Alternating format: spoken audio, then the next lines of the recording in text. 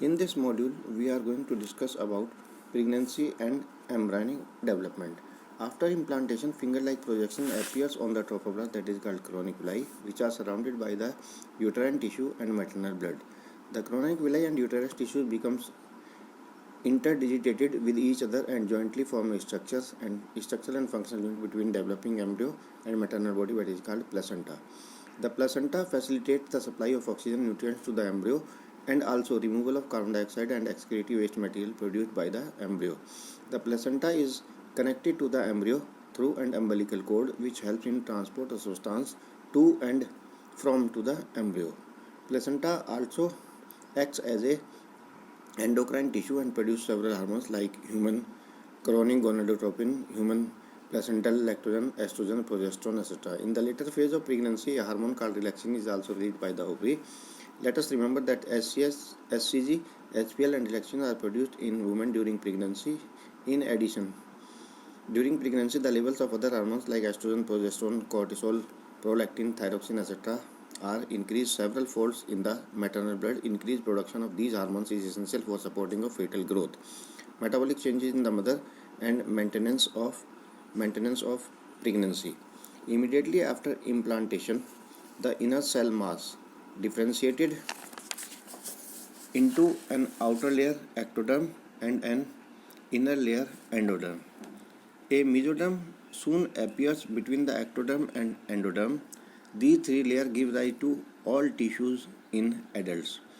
It needs to be mentioned here that the inner cell mass contains certain cells called stem cells which have the potency to give rise to all the tissues and organs.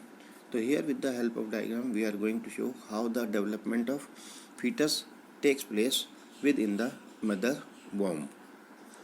See, this one is the fully mature fetus inside the womb of mother, means full term means complete gestation period takes place by the fetus inside the womb of mother.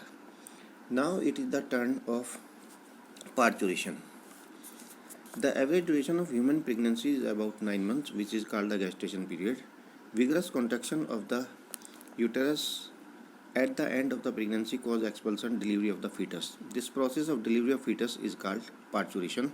Parturition induces by a complex neuroendocrine mechanism.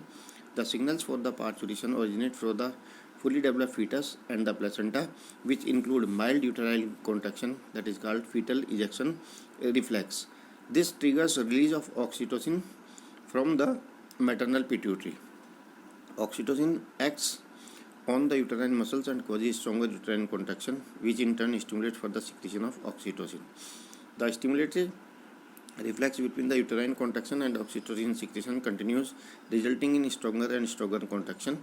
This leads to the expulsion of the baby out of the uterus through the birth canal. That process is called parturition. Soon after the infant is delivered, the placenta is also expelled out of the uterus. Now the mammary gland of the female undergo differentiation during pregnancy and start producing milk toward the end of the pregnancy by the process that is called lactation. This helps the mother in feeding the newborn. The milk produced during the initial few days of lactation is called colostrum, which contains several antibodies like IgA, absolutely essential to develop resistance for a newborn babies.